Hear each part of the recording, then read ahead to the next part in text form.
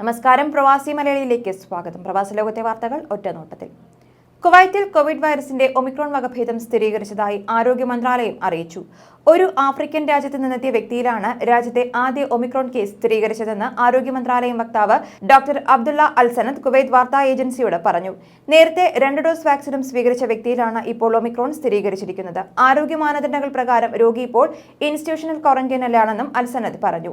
നേരത്തെ തന്നെ വിവിധ രാജ്യങ്ങളിൽ ഒമിക്രോൺ വകഭേദം സ്ഥിരീകരിച്ചിരുന്ന പശ്ചാത്തലത്തിൽ ആരോഗ്യ മന്ത്രാലയം ആവശ്യമായ മുൻകരുതലുകളെല്ലാം സ്വീകരിച്ചിട്ടുണ്ട്.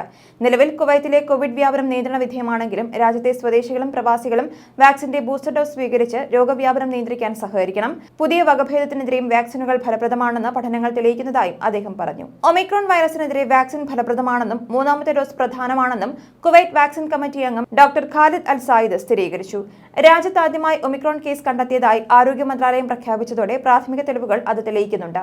വേഗത്തിൽ പടരുന്നതെങ്കിലും ഡെൽറ്റ മ്യൂട്ടേഷനേക്കാൾ തീവ്രത കുറവാണ് ഒമിക്രോണിന്. വാക്സിൻ ഇപ്പോഴും ഫലപ്രദമാണെന്ന് കാണിക്കുന്ന 3 ചെറിയ ലബോറട്ടറി പഠനങ്ങളുണ്ടെന്ന് അൽ സയ്യിദ് തന്റെ ട്വിറ്റർ അക്കൗണ്ടിലൂടെ ചൂണ്ടിക്കാട്ടിയിട്ടുണ്ട്. എന്നാൽ ഒരു പരിധിവരെ ഒമിക്രോണിനെതിരെ 3ാം ഡോസ് ഉറപ്പാക്കണമെന്ന് സയ്യിദ് കൂട്ടിച്ചേർത്തു. കുവൈറ്റിൽ 5 വയസ്സിന് മുകളിലുള്ളവരുടെ കോവിഡ് പ്രതിരോധ കുത്തിവയ്പ് ഫെബ്രുവരിയിൽ നൽകുമെന്ന റിപ്പോർട്ട്. ജനുവരി അവസാനത്തോടെ ഇവർക്ക് നൽകാനുള്ള വാക്സിൻ കുവൈറ്റിൽ എത്തിക്കുമെന്ന് ആരോഗ്യ മന്ത്രാലയ വൃത്തങ്ങൾ അറിയിച്ചു. പരിശോധനകൾ പൂർത്തിയാക്കി ഫെബ്രുവരി ആദ്യവാരം മുതൽ വിതരണം നടത്തും. ഈ പ്രായവിഭാഗത്തിലുള്ളവരുടെ വാക്സിനേഷൻ രജിസ്ട്രേഷൻ ആരംഭിച്ചിട്ടുണ്ട്. 5 വയസ്സിന് മുകളിലുള്ളവർക്ക് ഫൈസർ വാക്സിൻ നൽകുന്നതിന് ഫുഡ് ആൻഡ് ഡ്രഗ് അഡ്മിനിസ്ട്രേഷൻ അനുമതി നൽകിയതിനെ തുടർന്നാണ് കുവൈറ്റിലും രജിസ്ട്രേഷൻ ആരംഭിച്ചത്. മുതിർന്നവർക്ക് നൽകുന്നതിന് 1/3 ഡോസിലാണ് കുട്ടികൾക്ക് നൽകുക.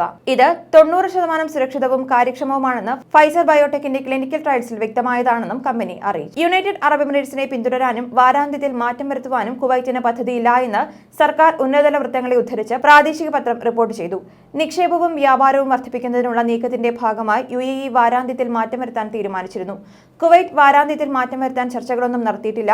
വ്യാപാര വ്യവസായങ്ങൾ മികച്ച രീതിയിൽ സേവിക്കുന്നതിനായി 2007-ൽ രാജ്യം വാരാന്ത്യ അവധി വ്യാഴം വെള്ളി എന്നതിൽ നിന്ന് വെള്ളി ശനി എന്നാക്കി മാറ്റിയിരുന്നു.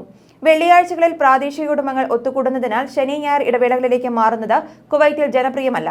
നിയമനിർമ്മാണം തടയാൻ അധികാരമുള്ള പാർലമെന്റും അത്തരമൊരു തീരുമാനത്തെ എതിർത്തേക്കാം.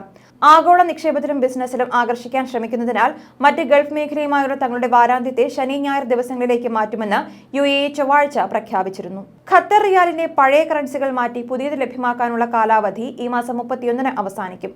ഉപഭോക്താക്കളുടെ കൈവശമുള്ള പഴയ കറൻസികൾ മാറ്റി പുതിയവ ആക്കണമെന്ന് ഓർമ്മപ്പെടുത്തി ബാങ്കുകൾ സമൂഹ മാധ്യമങ്ങളിലും SMS സന്ദേശത്തിലൂടെയും ഓർമ്മപ്പെടുത്തുന്നുണ്ട്. ഖത്തർ റിസർവ് ബാങ്ക് അനുവദിച്ച സമയപരിധി ഡിസംബർ 31 വരെയാണ്. ഈ മാസം 31 വരെ മാത്രമേ ബാങ്കുകളുടെ ശാഖകളിലും ATMകൾ, ക്യാഷ് ഡെപ്പോസിറ്റ് മെഷീനുകൾ എന്നിവയിലും പഴയ കറൻസികൾ സ്വീകരിക്കൂ.